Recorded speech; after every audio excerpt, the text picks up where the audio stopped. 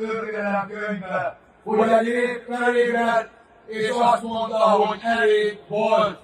Call Donald Trump's damn bluff. World leaders are standing up to Donald Trump and his despicable regime. In that video you saw right there, Peter Magyar, the opposition leader in Hungary, the pro-democracy coalition leader, is poised to win the election in Hungary and take down the Putin puppet who Trump is trying to hoist up as well, Viktor Orban, when Hungary's election is set to take place in just 2 days, folks. April 12th is when Hungary's election is.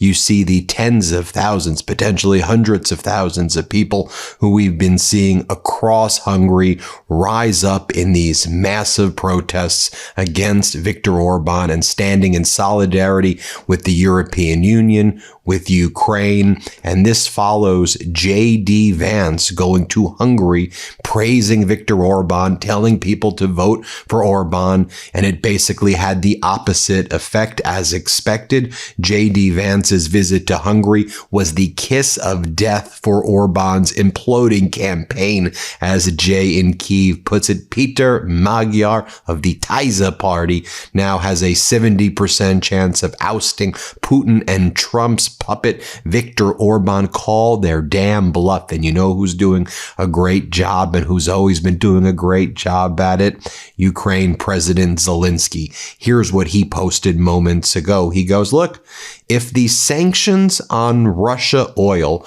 were lifted by Donald Trump because of the war in the Middle East, so will U.S. sanctions be reimposed now that there is a ceasefire? I think that an answer to this question will expose the reason for lifting sanctions in the first place. We just need to wait and see. In my view, Russia played the Americans played the president of the United States. The Russians lied about the role of their oil supplies played in keeping oil markets stable. If the U.S. reimposed sanctions, that would be fair. But if it doesn't, we heard that Russia wanted Americans to buy certain energy assets in Europe belonging to Lukoil. I ask myself, if I want to sell sanctioned energy assets, what do? I come up with a scheme to lift sanctions. How else could I sell it? See what Zelensky's saying right there? Okay, Donald. Okay, United States. Okay, Rubio. You're saying you were lifting your sanctions against Russia because of the war. Well, now that you said you stopped the war, you continue to lift the sanctions against Russia. Why wouldn't you impose those sanctions against Russia right now? What's the point of allowing Russia to make all of this damn money? Or was that the intention from the outset, is what Zelensky's essentially saying. Time will tell. And Zelensky also hints out that there are other schemes behind the scenes for the U.S. to basically launder money to Russia. And Zelensky's saying, time will tell, but we see what you're doing. Some of the strongest words of Zelensky calling Donald Trump out there as well. Also, Zelensky posted the following as well. So, in response to a question about a ceasefire in the Middle East, if a ceasefire in the Middle East holds, there will be no crisis in providing support to Ukraine. Of course, this is what we hope for. We also very much want an end to Russia's war against Ukraine. At the very least, we need to take the first step. A ceasefire. I've always said that this is where we need to start, but we've been told and given signals that no, the war can only be ended once and for all. A ceasefire accomplishes nothing. But I believe it does. The example of the Middle East now clearly shows that a ceasefire is possible. The United States has sufficient strength to make this happen. If they were able to reach a secure ceasefire in the Middle East, then there is enough strength to secure a ceasefire in Russia's war against Ukraine as well, especially since Ukraine supports it. So he's calling Donald Trump's bluff. Okay, if you think you got a big, tough ceasefire in the Middle East, why can't you secure one over here when Russia invaded Ukraine, especially when we're supportive of a ceasefire? Oh, are you Putin's puppet? Is that what's really going on here? That's what Zelensky is saying. Now, you also have finally, Prime Minister Keir Starmer of the UK also calling Donald Trump out, calling Trump's bluff, and finally saying it with clarity. And he goes, I am fed up with Donald Trump. Because of him and Putin, the world is suffering. The business and the world economy is suffering because of Trump and Putin. And he lumps them together because that's the crew. That's always been the crew, right? When Donald Trump goes Russia, Russia, Russia, everybody's saying, and everybody realizes what's been happening here. Trump used the war in Iran, his unlawful invasion of Iran, as a pretext to help Russia and destroy NATO, which is what Donald Trump always wanted to do. And Starmer saying, because of the reckless and disgusting actions of Donald Trump and Putin, the rest of the world has to suffer. Watch what Starmer says here. Play this clip. I'm fed up with the fact that families across the country see their bills go up and down on energy, businesses' bills go up and down on energy because of the actions of Putin or Trump across the world. The economics aren't. You also have Prime Minister Keir Starmer saying, I don't care if my relationship with Trump is bad or if he's angry at me or furious at me. That doesn't matter. I represent the United Kingdom. I represent this country, and that's who I am fighting for. Again, strong words over here. Finally, play this clip. You made a principled decision not to join with America in those attacks on Iran. Donald Trump is furious with you. He's made that very explicit. Is your relationship with him now in tatters? I've acted as you would expect of a British Prime Minister, which is by being absolutely focused on what is our national interest. And that's why I've applied my principles and my values throughout. And my principles and values made sure that our decisions were that we wouldn't get involved in any action without a lawful basis and without a viable, thought-through plan. That was the right position for the United Kingdom. And of course, that has included us taking action, collective self-defence. I'm here to say thank you to some of those who have been defending our allies and British interests in the region. But the principles of not getting dragged into this war, principles of always saying the UK will act only on a lawful basis and only if there's a viable long-term plan, they're the right principles. And as I say, I'm the British Prime Minister. I act in the British national interest, and nothing is going to deflect me from that. Now we have lots of other countries calling Donald Trump's bluff as well. And they're saying, we know how weak and pathetic you are. We know that you're not going to be able to secure any lasting or viable agreement with Iran. You're going to pretend that you did something and engage in a fake deal. And lots of countries who Donald Trump has done fake deals with know exactly his MO at this point. And here's how they're responding. I mean, you've got in South Korea, South Korea is sending their special envoy to Iran to talk bilateral negotiations. Can South Korea send its ships in the Persian Gulf through the Strait of Hormuz and bring crude back to South Korea? Countries are going to have to now negotiate on a bilateral basis, ship by ship, with Iran that controls the Strait of Hormuz. As Firas Modad explains, that means that South Korea will end up removing sanctions on Iran and in exchange will be allowed to pay Iran for the privilege of letting South Korea receive oil and gas shipments. After South Korea does this, many others will follow the same exact process, but they also have to unfreeze Iranian assets. The Americans' options are terrible. If they resume the war, what energy infrastructure is left will be destroyed, and even if in 20 years they won't win. And if the Americans accept this, there's little to no point in them remaining in the Gulf. Their presence would be a sign of their humiliation, and their exit would make Iran more powerful. Still, in essence, checkmate, Donald, because now Iran, which is still controlling the Strait of Hormuz and says it will forever with an iron fist, there's been no tankers that have left the Strait of Hormuz. There's been a few cargo ships, but they're all Iranian flagged and they're going into Iran. I think maybe there's been one tanker since this fake ceasefire was announced that got out, but basically no tankers. Oil prices are still high. And Iran is controlling it. And so countries are going to have to do bilateral negotiations with Iran. That's what we're seeing. Let me interrupt for a minute to bring you an important breaking news story. 1 year after what Trump called Liberation Day, his tariffs are now making America's energy crisis even worse, and families are paying the price. New data shows the average American family has already paid over $1,700 in tariff costs since Trump took office, with more than $231 billion in total costs nationwide. And now energy bills are surging on top of that. Gas utilities are up 11%. Electricity is up nearly 5%. And in states like Michigan, more than 80% of customers are expected to see even higher electricity costs this year, all tied to tariffs and the rollback of clean energy investments. And it's not just tariffs. Trump's escalating war with Iran is driving global instability and pushing energy prices even higher. If you drive a gas car, I'm sure you felt it at the pump. At the same time, his administration is cutting clean energy programs that could stabilize costs here at home while slapping tariffs on things like wind turbines and solar, making the transition even more expensive. And to add insult to injury, while prices are rising, buried inside Trump's new budget, and this is not getting enough attention, he is proposing to eliminate LIHEAP, the Low-Income Home Energy Assistance Program. That's the program that helps low-income families heat and cool their homes, a program that millions rely on. So families are getting hit from every angle: higher bills, global conflict, and fewer protections. The bottom line: higher costs, more instability, and policies that are making everyday life less affordable, all because of this administration. Now it's time for you to speak out.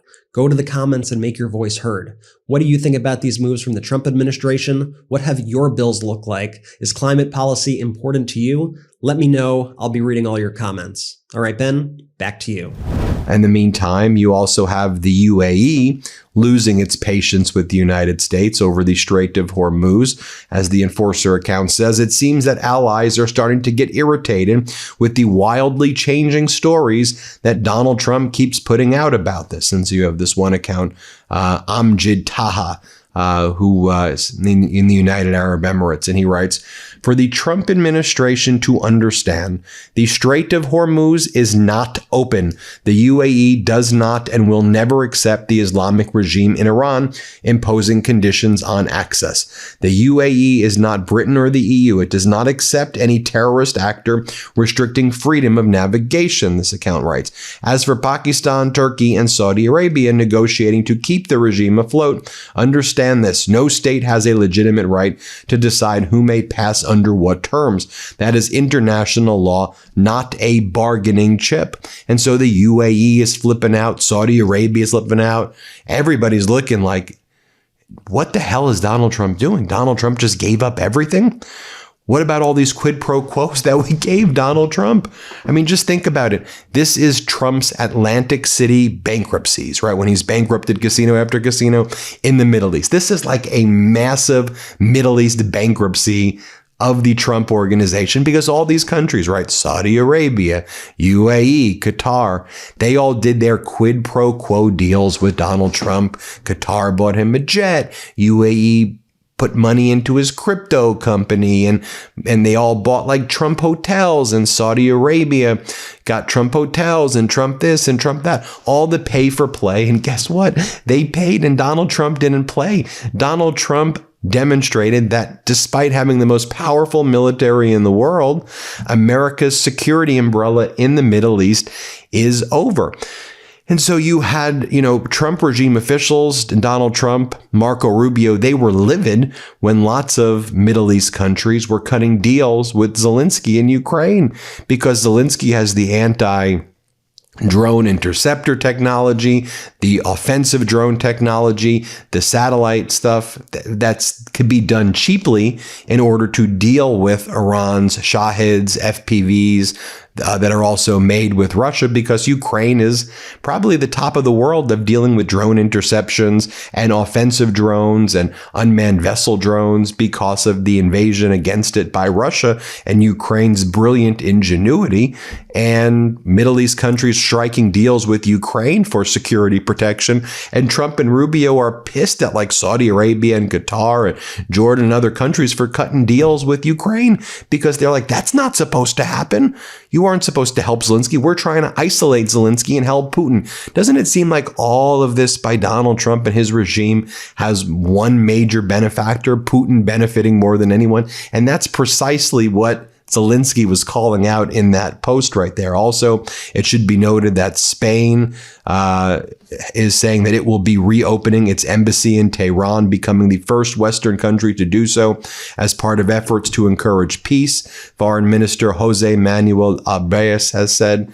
And also you have Prime Minister Sanchez over in Spain calling out Donald Trump and his regime, calling out their war crimes, Trump and Netanyahu's war crimes, in no uncertain terms. You have in France, French President Emmanuel Macron. I'll show you what he's saying. I'll show you the AI video of it, it's Macron, but I do the translation for you. And here's what he has to say about Donald Trump. Let's play it right here.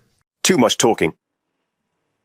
And it's going in too many directions. That's it. And so I think the world needs stability. I believe we all need stability, calm, and a return to peace.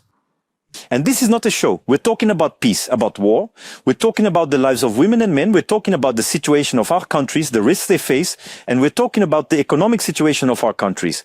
Moreover, whether it's the United States of America or US Europeans or Asians here, everyone pays the consequences. So we must be serious. When you want to be serious, you don't say the opposite of what you said the day before, every single day. And maybe we shouldn't talk every day. We just need to act, to calm things down, and to build a lasting peace. On the subject of the strikes, the potential massive strikes announced. And the other major winner in all of this, in addition to Russia, is China. Donald Trump is set to visit Xi Jinping in May, which Donald Trump is looking forward to because Donald Trump wants a photo with Xi Jinping next to all those Chinese soldiers standing at attention for the king, for Xi Jinping. That makes Donald Trump feel so powerful, and that's what Donald Trump's so excited for. So while Donald Trump is focused on a photo op and the experience of seeing Chinese soldiers line up and to get a state visit in China, because that's going to make Donald Trump feel strong, Xi Jinping's actually focused on his geopolitical end games, which is to take back Taiwan, take over Taiwan. That's what Xi Jinping wants to do. And so over the past week, what's been going on?